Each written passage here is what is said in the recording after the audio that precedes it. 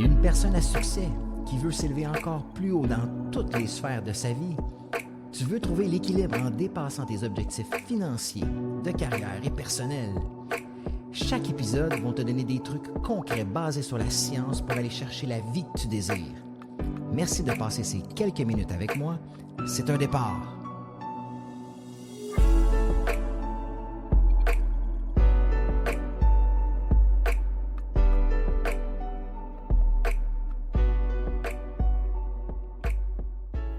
Hey, salut tout le monde, bienvenue dans un autre épisode du podcast d'Ordinaire à Exceptionnel.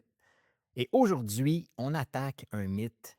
En fait, j'en parle souvent, mais je vais le décortiquer aujourd'hui vraiment en profondeur du côté science. Puis c'est le mythe de, plus j'accomplis de choses, plus j'acquiers des bébelles, de l'argent, plus je vais être heureux. On pense que plus qu'on va réussir, plus qu'on va être heureux. Puis, c'est pas vrai. Je m'excuse de vous l'annoncer comme ça, aussi plate que ça, mais c'est pas vrai.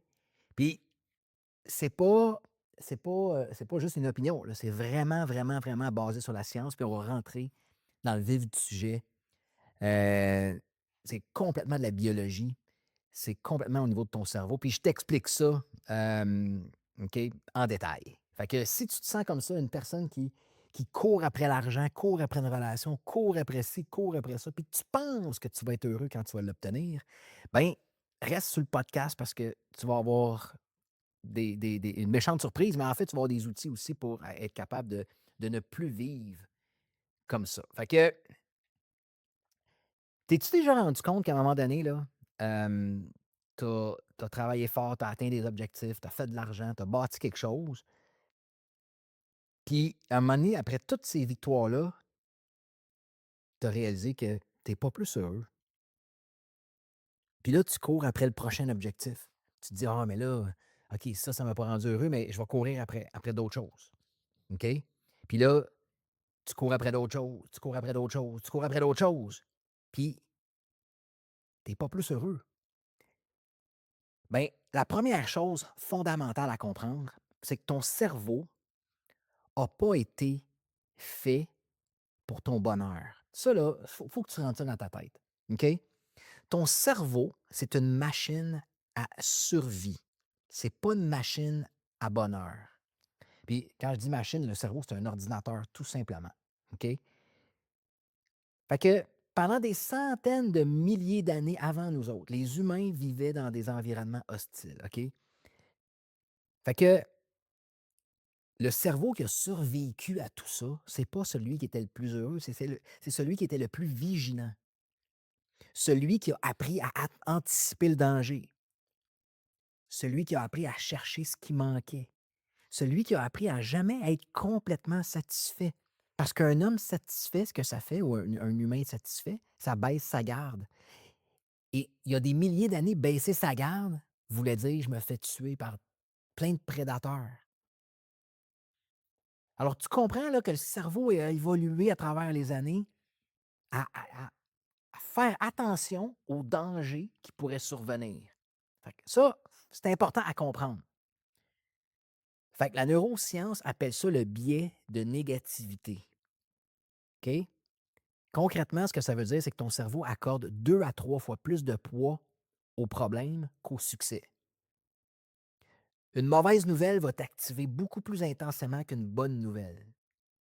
OK? Fait que c'est pas toi qui es faible, c'est pas toi qui est fucké, c'est juste de l'évolution. C'est comme ça que ça marche. OK? Fait que toute l'évolution de l'être humain, le cerveau était programmé pour faire attention aux dangers. Mais là, le problème, c'est qu'en 2026, on ne vit plus dans la savane africaine, là. Il y a pas un ours qui va te sauter dessus en sortant de chez vous, là. Les menaces ont changé. Mais le cerveau, lui, il est resté pareil. Fait que le résultat de tout ça, c'est que tu atteins un objectif, fait que ton cerveau enregistre le succès quelques heures, peut-être quelques jours. Puis là, il repart à la chasse vers le prochain manque, le prochain problème, le prochain objectif. Fait que c'est pas un défaut de ta personnalité. C'est le logiciel de base de l'espèce humaine. Fait que C'est important que tu comprennes ce que je viens de t'expliquer à la base en partant. Là, je vais t'expliquer un deuxième mécanisme qui est encore plus, frappant, puis ça s'appelle l'adaptation hédonique. Fait que je t'explique comment ça fonctionne. C'est que tu achètes quelque chose que tu voulais depuis longtemps, OK? Un char, une maison, un voyage, tu sais, quelque chose là, que tu as toujours rêvé. Les premières semaines, oui, je te l'accorde, c'est le rush, un rush de dopamine. Tu es comme: «Wow! Yes sir, j'ai eu ma maison que je voulais. J'ai eu mon char que je voulais». Puis tranquillement, OK, au fil du temps, la maison extraordinaire, la voiture extraordinaire, ça devient ta normalité. Ça devient banal, ça devient même invisible. Fait que là, ton niveau de base se réajuste, mais vers le haut. Fait que je te donne un exemple, tu vivais dans un appart, dans un 4,5, puis tu rêvais d'avoir ta maison sur le bord de l'eau. Quand tu achètes ta maison sur le bord de l'eau, tu es comme wow! Tu passes un 4,5 dans un quartier défavorisé à ta maison sur le bord de l'eau. Wow! Hey, j'upgrade. Wow! Mais là, à un moment donné, après, avec le temps, ta maison sur le bord de l'eau, ça devient juste ta base. C'est normal pour toi. Fait que ce qui t'a rendu heureux quand tu l'as acheté, puis les premières semaines ou les premiers mois, devient juste une nouvelle réalité ordinaire. Fait que ça marche pareil pour les accomplissements. Tu atteins un chiffre de revenu que tu voulais. Au début, tu es comme wow! 3 mois plus tard, c'est juste ton normal. En fait, qui ici est excité avec son salaire? Quelqu'un qui m'écoute en ce moment, là, il a 40-50 ans, qui est excité avec son salaire. Mais, il y a 25 ans, quand tu rêvais au salaire que tu fais aujourd'hui, si je t'avais dit: «Tu vas faire ça dans pas long», tu aurais fait comme: «Wow!» Tu sais, à 25 ans, tu fais 32 000 par année, puis tu veux faire 200 000 par année. Tabarouette, donne-moi 200 000, ça c'est it's the dream life. Mais aujourd'hui, tu fais 200 000 par année, tu es comme: «Bah, Colin, j'ai de la misère à arriver». Fait que tu vois-tu que tu es déjà en train de viser le prochain niveau? Puis, écoute, je te raconte une étude. Des chercheurs de l'université de Northwestern ont étudié 2 groupes, OK? Des gagnants à la loterie et des personnes qui avaient perdu l'usage de leurs jambes suite à un accident. OK? On parle-tu de 2 événements complètement différents, là? 1 an après, les 2 groupes avaient des niveaux de bonheur quotidien presque identiques à ce qui était avant. OK? Le gagnant à la loterie n'était pas plus heureux, puis le gars qui avait perdu ses jambes n'était pas plus malheureux. 1 an plus tard, c'était presque pareil. Ce que ça veut dire, c'est que ton cerveau, il a un thermostat émotionnel. Il ramène tout, les hauts comme les bas, vers un niveau de base, automatiquement. Puis, il ne te demande pas ton avis, là. Ça se fait automatiquement. Fait que si ton niveau de base, il est bas, il n'y a aucun accomplissement qui va te rendre heureux durablement, de façon à long terme. Imagine-toi que tu es comme sur un tapis roulant. C'est ça l'adaptation hédonique. Tu cours, le paysage change, mais tu restes toujours à la même place. Fait que là, une autre chose, la troisième chose du puzzle que tu dois comprendre, c'est la dopamine. OK? Tout le monde pense que la dopamine, c'est le neurotransmetteur du plaisir, mais c'est faux. Il y a des recherches qui ont été faites à l'université Stanford qui ont démontré quelque chose de fascinant puis en même temps de troublant. La dopamine, c'est pas le neurotransmetteur du plaisir, c'est le neurotransmetteur de l'anticipation. Ton cerveau libère de la dopamine pas quand tu obtiens ce que tu veux, mais quand tu es sur le point de l'obtenir. Ce que ça veut dire concrètement, c'est la chasse qui crée le rush, c'est pas la capture. Par exemple, planifier un voyage, tu sais, toute l'excitation de planifier ton voyage, c'est souvent plus satisfaisant que le voyage lui-même. Tu es dans le rush, tu regardes sur Expedia avec ta famille, tu boucles le voyage, tu es excité, hey, on part en voyage dans un mois, puis là, tu es dans le voyage comme tel, puis là, tes enfants t'irritent, ils mouillent, tu pas content, tu es fatigué, la nourriture est pas bonne, puis tu as plus de fun, tu as plus de pics de dopamine quand tu as booké le voyage que quand tu es dedans. Puis quand tu es dedans, tu as quasiment le goût de revenir à la maison. Fait que pour les entrepreneurs et les gens performants, c'est encore pire parce que leur système dopaminergique est hyperactif. Ils ont besoin de plus pour ressentir autant. Parce que quand tu atteins un niveau, là, tu as besoin de plus pour atteindre le même niveau. C'est comme quelqu'un qui prend j'ai lu quelqu'un qui prend de la cocaïne, ça, il prend plus de doses pour avoir le même feeling. Fait que ça finit jamais.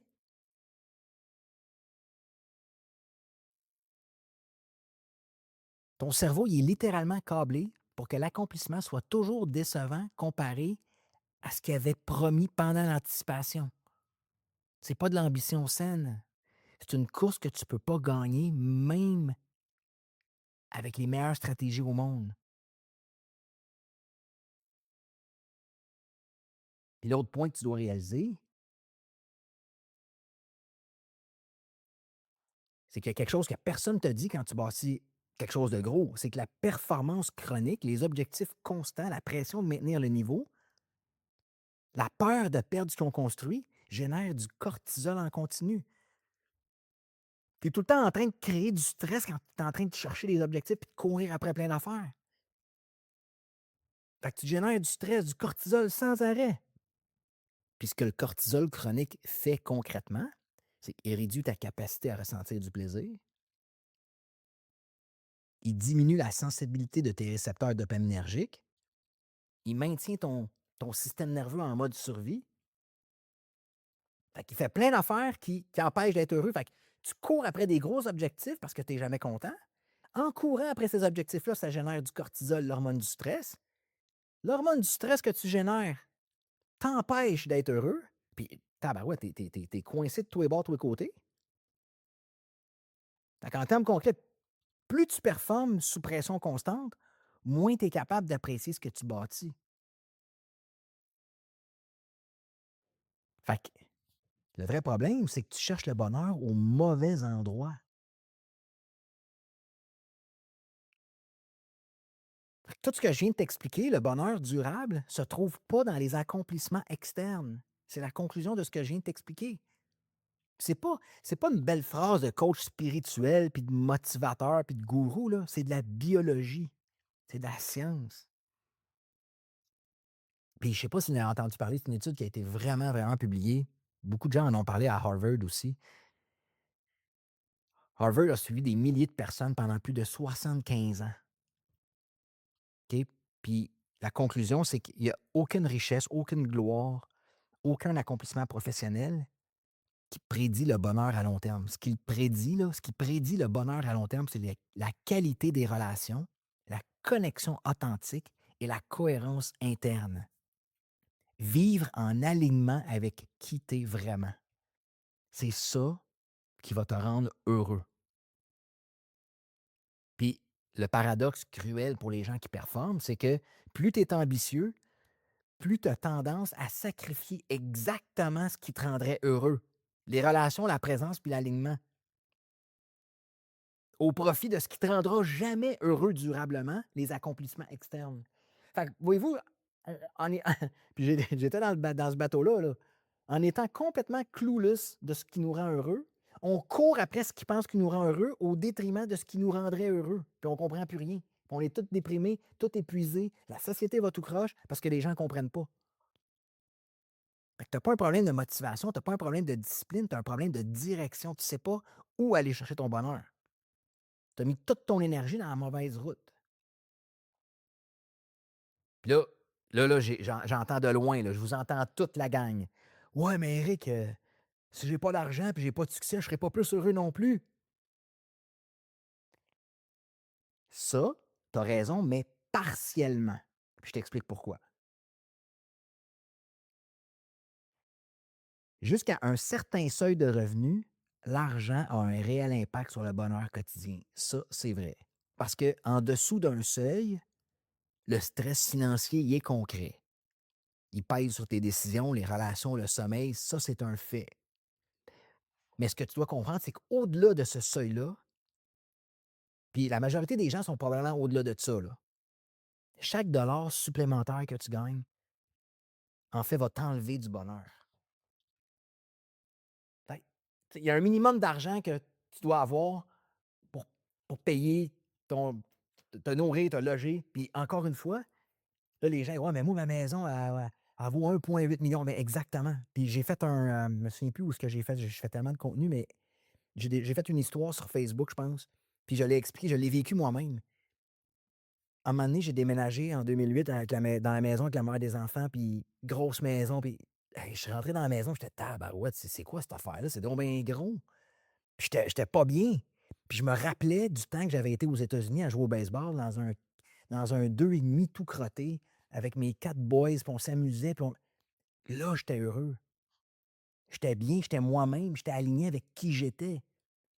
Puis j'ai réalisé à ce moment-là, j'ai pas besoin d'une grosse maison. Puis aujourd'hui, les gens pensent que ça leur prend le gros char, la grosse maison, mais c'est pas ça qui te rend heureux. Tu pourrais complètement diminuer ton rythme de vie, puis tu serais plus heureux même.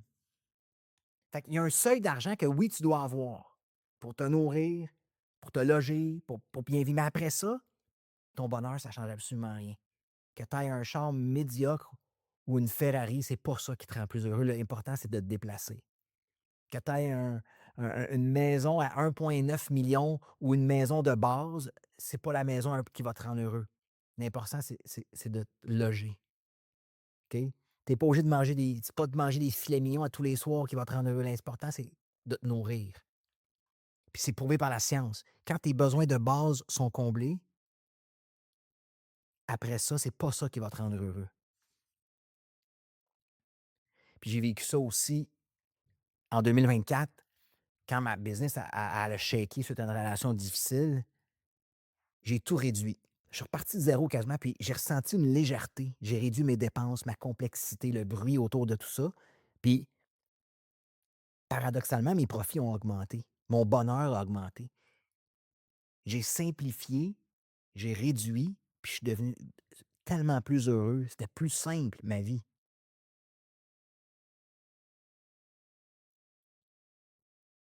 Fait que comprenez-vous que